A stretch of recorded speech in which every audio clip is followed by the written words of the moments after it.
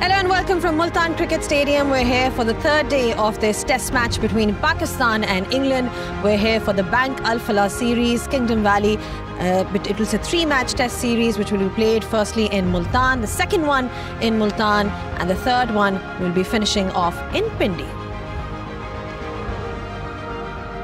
Well, just a quick reminder of what happened yesterday. Pakistan made 556 courtesy contributions from Shan Masood, skipper, leading from the front. Salman Ali Agha, his knock was crucial.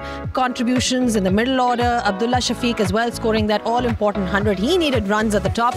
And you had, in response, England were 96 for 1 at the close of play. Crawley was still out there. Ben Duckett didn't come out to bat because of that injury, but we've heard that he's fine now, so we'll be seeing him at some point. Joe Root was also with Crawley there. So England, of course, will be looking to pile those runs today.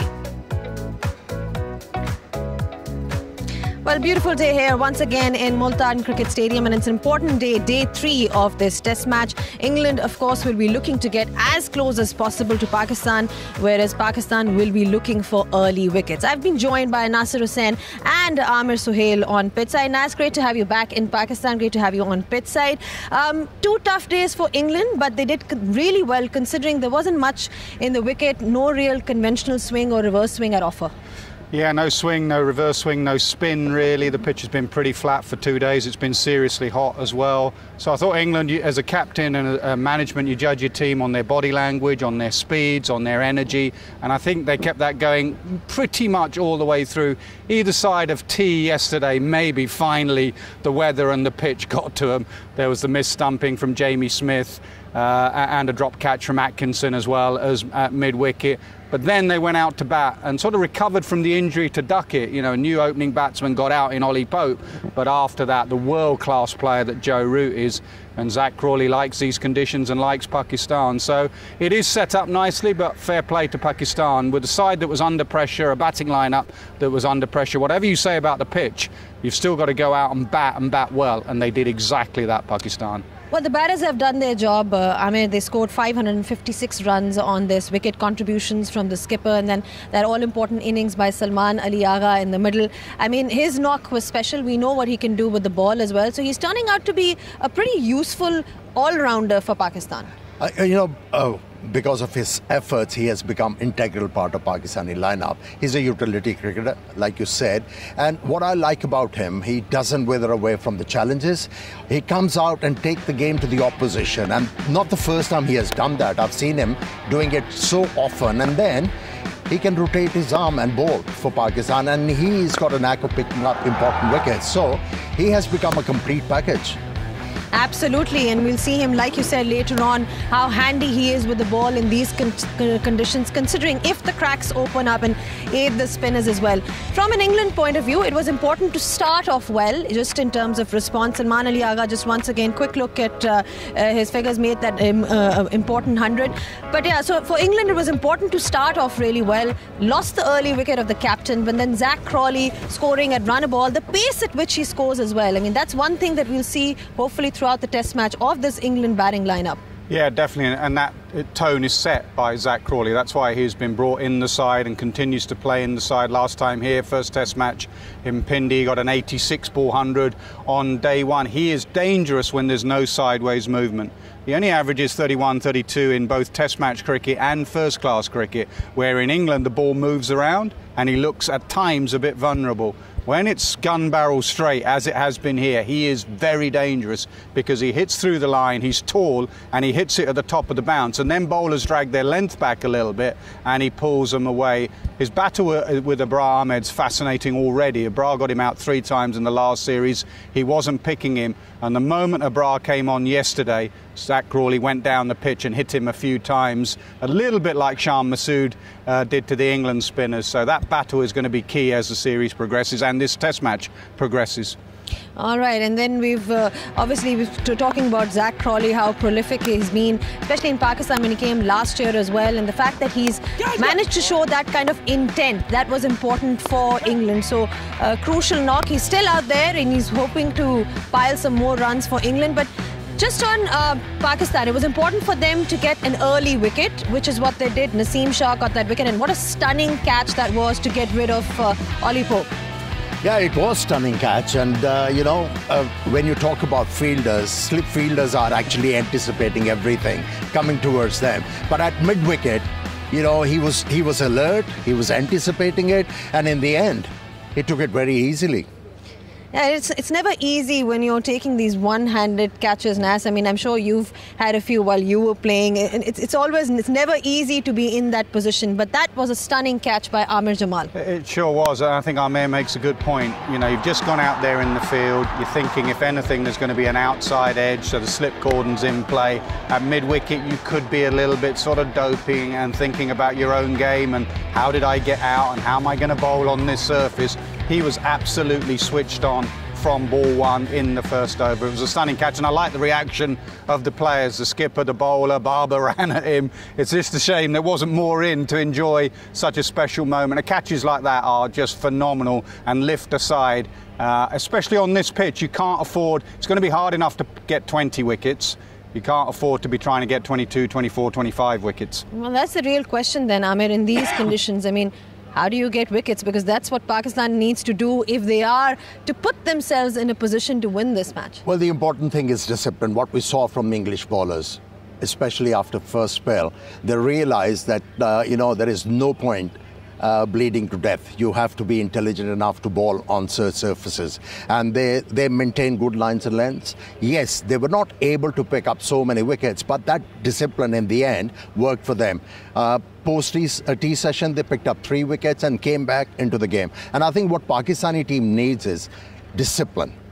Instead of bowling wicket to wicket on a pitch like this, that offer more opportunities for the batters to score runs. They have to find the right length just outside the off stump. And I would encourage Naseem Shah to bowl round the stumps. And for Ibrar, he has to bowl outside the off stump to be able to get that googly take effect, because he's not a big turner of the ball and there is no point bowling within the stumps. This is the thing which has to be told to him in order to meet some success on a surface like this. Well, it's time for a short breather. When we do come back, we'll be having a closer look at the pitch. Amir Suhail talking about how Abrar needs to come into the mix of things. We'll find out later after this break if there is something in there for the pitch for Abrar Ahmed. Back on pitch side, and day 3 is normally considered the moving day of this test match, but we'll have to wait and find out if things are actually going to be moving. Let's find out from Bazid Khan what he thinks about how this pitch is going to fare today. It's time for the pitch report. Third day of the test match, and normally that's the moving day. Now, with the surface, it hasn't moved much in terms of development through the patches or any deterioration. Yesterday we saw pretty much the same as the first day. Today I've scanned the whole 22 yards and I've just found maybe a couple of spots. This one is the footmarks created by the faster bowlers. This is too close. This one has developed very slightly. The only thing I can say though is the cracks are now visible slightly more. These cracks have opened up. They've opened up a little, so when you look at the surface you can spot a few widening of the cracks. That maybe suggests that on this third day there might be a bit more in it for the spinners, bit more turn. Although it still looks very flat, although it looks a pitch that you'd want to bat on, maybe that element of slow turn comes into play. Talking to the ground staff, they were hopeful that today will be the day that the game shifts on and it develops the pitch where it turns, and maybe when you hit the crack you get up and down bounce. But as a batter, as a player, you look at the surface and you think, well, I want to bat on this. Yeah, still largely a batting wicket, Ahmed. A few cracks have opened up, as we've seen. I mean, do you think the spinners can have a role today? We've got Abrar Ahmed, Salman Ali Agha. Both can bowl a bit of spin. Yes, Salman Ali Agha can spin the ball. What we saw after tea, there was a little bit of turn for the left armer.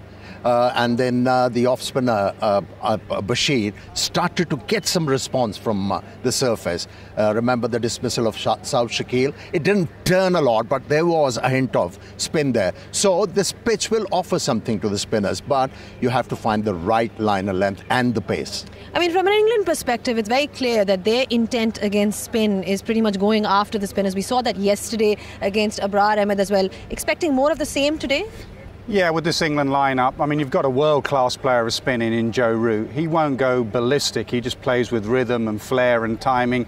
He's, 39 runs short. There's a record on offer here today to go past Sir Alistair Cook and become England's greatest ever run getter, so there'll be an eye on that. It's a good pitch. I think Pakistan need to drag their lengths back a little bit. Obviously, Shaheen Shah tries to go full early on, but there's not much swing. Try and get it reversing, but try and hit those cracks, bowl back of a length. I think it will get lower. Try and just nip it back onto that front pad of Joe Root or Zach Crawley. And England, listen, England have gone under Bazball era twice. They've gone for 500 in the field. Both those times they've won in Rawalpindi and against New Zealand at Trent Bridge. So listen, it's not. They're still in the game. England have got to get up towards 500. Then that third innings becomes a little bit complicated. What do Pakistan do? I'd rather be in Pakistan's side with runs on the board, but England will try and get as close as possible to them. All right, Pakistan still very much in the driver's seat, but it's going to be an interesting day's play today. We're going to take a short break, and when we come back, we'll be looking at other things in more detail, so please don't go anywhere. Back on pitch side, and there was a bit of an injury scare for England yesterday. Ben Duckett getting hit on the thumb while he was fielding. But the good news that we're hearing from the camp is that he's fine and he will be coming out to bat at some point. I mean, that must have hurt, Nas, when you're getting hit on the thumb. But like I said, at least he will be coming out to bat at some point today. Yeah, and he's also someone, although in his test match career he's batted a lot at the top of the order. When he started in domestic cricket, he batted a lot in the middle order, and he's a very good player of spin with the sweeps and reverse sweeps. So some people you worry, openers, as Amir will tell you, openers are very much a specialist position. They don't like being moved, but I don't think it will alter him too much to go into the middle order. He may come in next, he may come in after someone like Harry Brook.